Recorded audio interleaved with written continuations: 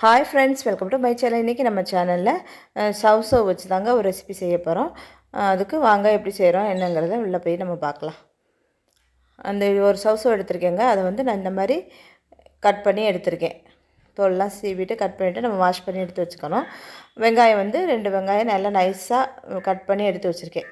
அதுக்கப்புறம் ஒரு கடாயில் எண்ணெய் ஊற்றி எண்ணெய் காஞ்சதும் கடலைப்பருப்பு கொஞ்சம் உளுந்தம்பருப்பு போட்டு கடுகு போடணும். போட்டுட்டு ஒரு 3 வரமிளகாய் போட்டிருக்கேன்.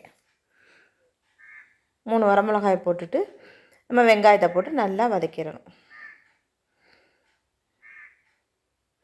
வெங்காயம் நல்லா வதங்கணும். நல்லா வதங்கினதுக்கப்புறம் நம்ம வந்து இதில் சவ் சேர்த்துக்கணும். கட் பண்ணி சவ் நம்ம நல்லா வாஷ் பண்ணி வச்சுருக்கேன். அதை இதில் சேர்த்துக்கணும். சவ் காயெல்லாம் தண்ணி காய்ங்கிறதுனால சீக்கிரமே வெந்துடும்.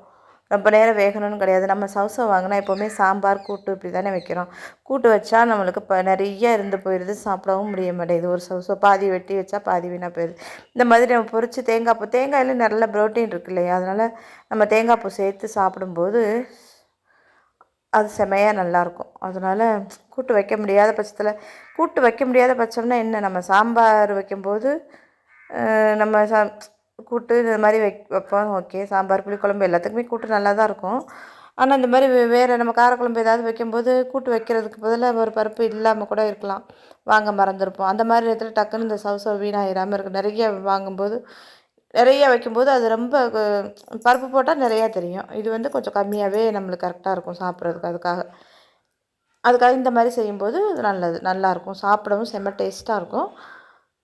நம்மளுக்கு காய் சாப்பிட்ட திருப்தியும் இருக்கும்.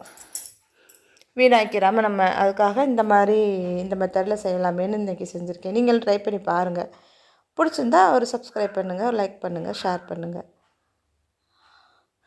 நல்லா மூடி போட்டு வேக வச்சோம்னா ஒரு 5லேருந்து 10 நிமிஷம் வேக வச்சாலே அது சட்டுன்னு வெந்துடும். அதுக்கப்புறம் நம்ம வந்து இதுக்கு ஒரு மசாலாவில் தேங்காயோட நம்ம தேங்காய் வந்து கொஞ்சம் கொரப்பாக நம்ம அரைச்சி இதில் சேர்க்க போகிறோம். துருவின தேங்காய் இருந்தாலும் சரி, நம்ம கீரி சேர்த்தாலும் சரி, அதை வந்து நம்ம அதோட சோம்பு சீரகம்லாம் சேர்த்து போட்டு அரைக்க போகிறோம்.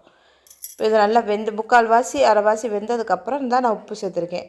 பாருங்கள், தேங்காய் கீரி வச்சுருக்கேன். 2 செல்லளவு கொஞ்சம் சோம்பு, கொஞ்சோண்டு சீரகம் கம்பல்சரி கிடையாது, இருந்தாலும் கொஞ்சம் போட்டால் நல்லாயிருக்கும். ஒரு சின்ன பச்சை மிளகாயில் ஒரு 4 மிளகா போட்டிருக்கேன்.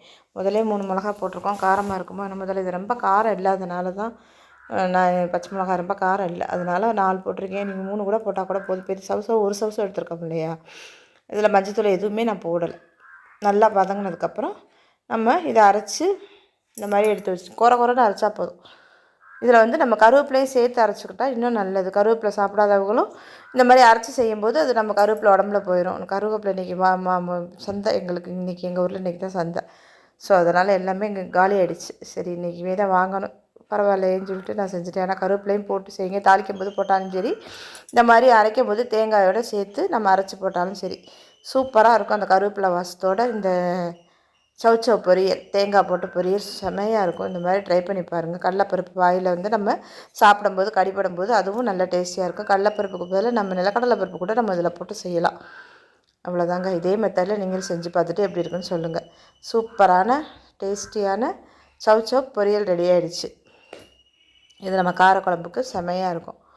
நான் இன்றைக்கி காரக்குழம்பு தான் வச்சுருக்கேன். புளிக்குழம்பு, காரக்குழம்பு எதுக்குமே செம்ம டேஸ்டியாக இருக்கும். ட்ரை பண்ணி பார்த்துட்டு எப்படி இருக்குன்னு சொல்லுங்கள். தேங்க்யூ.